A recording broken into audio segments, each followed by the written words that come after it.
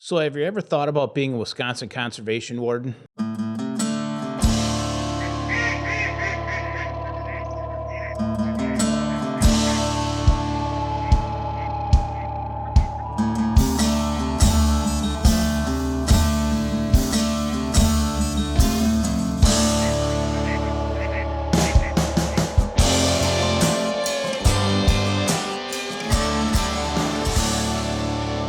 Wildlife Federation's The Hide.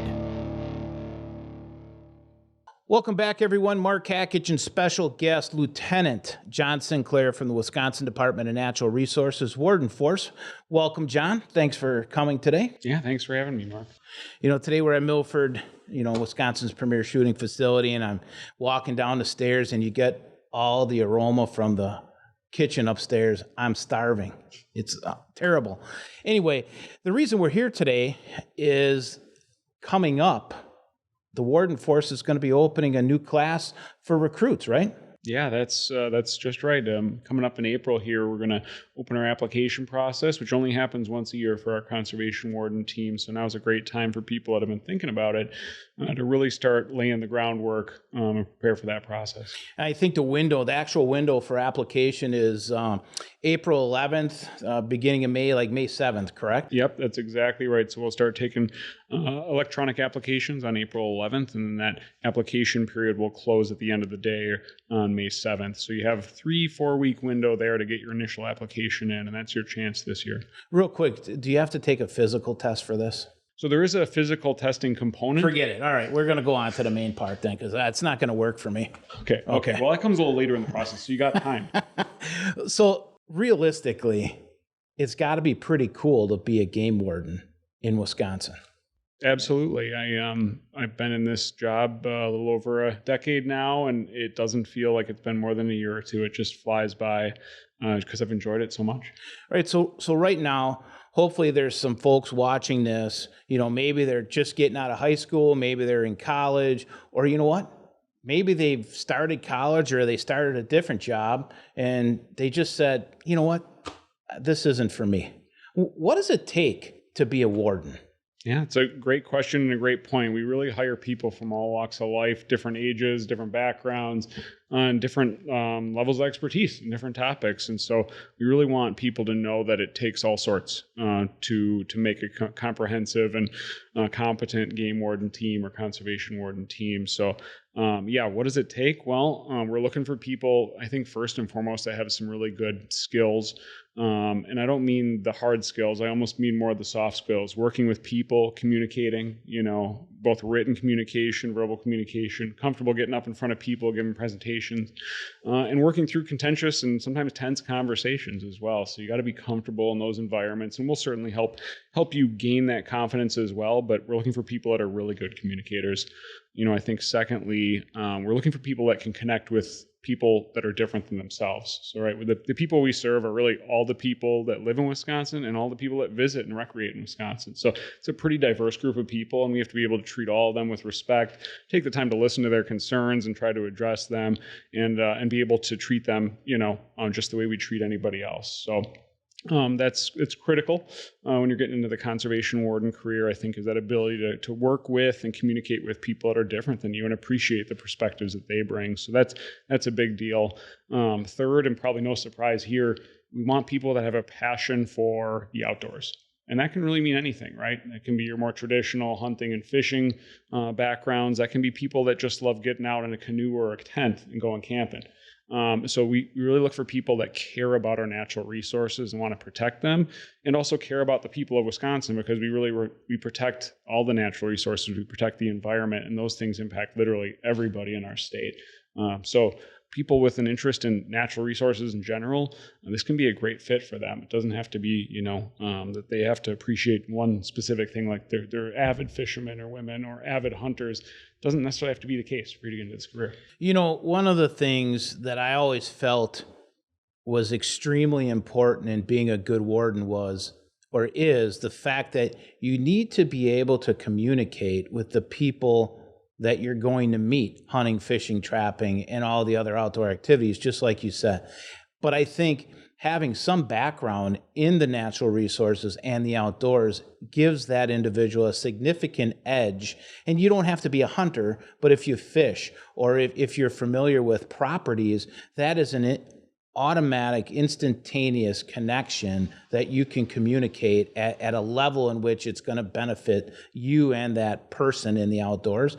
And I'm glad to hear you say that, because, I meet a lot of people that want to get into the outdoors, and that should. But if you're going to be the protector of the outdoors, I would think it's going to be a significant benefit to have a passion for it, but some background in it. Absolutely. I mean, I think we've touched on, we want people that have a passion for something outdoor related or many things outdoor related. In fact, as I got into this career, there was things that I didn't have as much of a background in, where I'm like, you know what, I'm going to get out and try this type of hunting because I've never done that before. Right. Or I'm going to get out and experience trapping because I hadn't trapped ever in my life. And so we offer some great training that we can touch on another time, but to really help people who maybe are lacking in certain areas in terms of skills and experience, we can help get them there as well. But certainly the more outdoor skills and experience and passion that you bring with you are going to make you more competitive in the hiring process. My daughter, she works for the department, and she necessarily didn't have a lot of choices in life in some respect from what she did. Doing something in the outdoors was a given, whether we were going to take a walk, whether we were going to go fishing, whether she was going to come hunting with me. There wasn't a choice. That was going to be part of her upbringing, but she had the choice to further that, right? And she chose to say, you know what? I don't know if I'm going to be a warden or what do I want to do? So she ended up in wildlife, right? But it was that passion to the outdoors, the opening to see all the different directions that you can go. And I think, I always tell people, if I could do something over, I would probably have taken my opportunities to go to Stevens Point, maybe play baseball, maybe be a conservation warden. I mean, I'm happy doing what I'm doing for 31 years right now. But if we had a second chance to maybe do something different, I probably would be doing something different. Look, all right, so you go through and you have the skills. I guess the next step is, how do they apply? What do they do to say, all right, I want to be a warden? What's the next step? Yeah, absolutely. It's a great question. So as I mentioned earlier, there's this initial application component. So that's all done online. There's more resources available on our website to learn about that. But there's essentially a website called Wisc Jobs that is the state of Wisconsin's hiring website. So any state job that you're going to apply for, you're going to do it through that website. So that's where you're going to go to submit your initial application. That's going to consist of up to 2 pages of a resume and 2 pages of a letter of qualifications, or a cover letter as it's more commonly known. So it's about 4 pages you're allowed to essentially submit there. I certainly encourage applicants to make the most of that. Don't submit a 2-sentence resume. Make the most of that space and really build up yourself and sell yourself and your qualifications and your experience, and think about everything you've done to prepare for this, not just your education, but certainly your outdoor pursuits, maybe your volunteer experience, your internship experience, and other things along those lines, past work experience, etc. Don't sell yourself short. There's really no one path to becoming a conservation warden in Wisconsin. We hire people from all educational backgrounds. In fact, I'm kind of an oddball in that I studied communications in school and college. So I kind of wasn't pursuing the warden career at that point in my life. I was interested in law enforcement, but I wasn't actively pursuing the warden path. It wasn't until my mid-20s where I discovered, this is a pretty unique type of law enforcement. It's pretty cool. Yeah, right. Some great benefits to the job. And I'm so thankful that I kind of came into it at that point in my life. So we also have plenty of staff that dreamed of becoming a warden since they were 5 years old. So we got people from both types of backgrounds. We are people that are just out of college. We are people that are in their 40s. And so it really I don't want anyone to think that there's these barriers. I'm still out past there. that. So okay, well, 40, 45 now. You're hired. So, Katie Grant right now is probably going, man, I wish she was on my staff, but I'm pretty happy you're where you're at. But all right, you apply for the job. What can you do to prepare after you apply, but before you get the phone call that says, hey, you're in?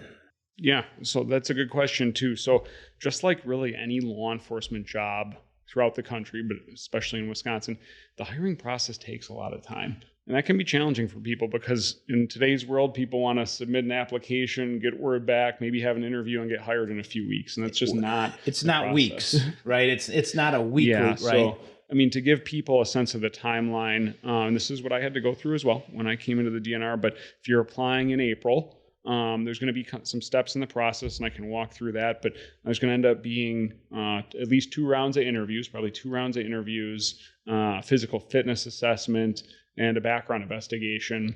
And that all comes before there's ever a job offer made. And that takes time, right, to work through all those things. So I think applicants need to understand that if they apply in April, they'll probably, if they're successful, they'll get a job offer, a conditional job offer around that October-ish timeframe.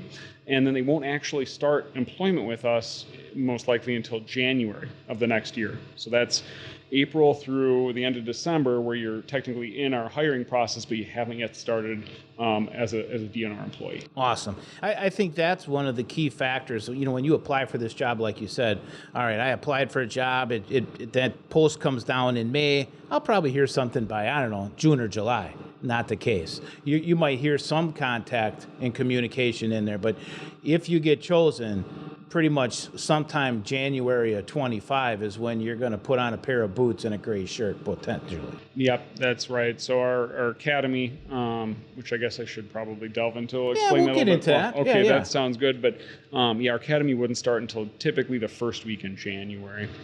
Okay, so one thing we didn't talk about, how do you prepare, if you're in high school, let's say, how do you prepare, to be a game warden if you know that's the career path you want to go? And the reason I asked that, I just took a phone call from a young kid. He's 16 years old, and he said, I think I might want to be a game warden or maybe a biologist, but I don't really know what to do. So I'm not going to tell you the advice I gave him. I'm going to hear from you today to see if I gave him the right advice. Sure. Well, the truth is there's a lot of different things you can do to build your resume and kind of build your skills and experience. So, recommendations I would have for students in the high school or in high school would be seek out volunteer opportunities. And that could be with your, outdoor-based organizations. That could be with a homeless shelter. That could be with a religious institution. That could be through your school, whatever it might be. I think we really want to see candidates who are invested in their communities, who want to help, right? They're show some helpers, they diversity care. as well, Yep, right? Yep. They're working with people who are different than them. They're giving up their time and their energy to try to help other people or help their community. That's huge. That's what we do as wardens, is we try to help the community we serve. So I think demonstrating that, building those skills at a young age are huge. And there isn't any single, path that I would say, well, you got to volunteer here, you got to work here. It's really not the case. It's in my mind, building yourself into a well-rounded person, gaining that maturity, gaining that life experience that you can only really get outside of the classroom, if we're being frank. Well, I hate to say this. Since I started doing things in 1988, roughly with the department or U.S. Fish and Wildlife Service through volunteer efforts, there's only one warden left from the group that really was here when I really started to get more involved. I'm not going to mention his name up in Door County area, but it's a great career, and I've watched a lot of wardens retire with over 30 and close to 30 years, and the one thing that everybody says is, what a great career, right? What a great career. So, you know what? We're going to bring you back. We're going to carry this conversation on to the next level.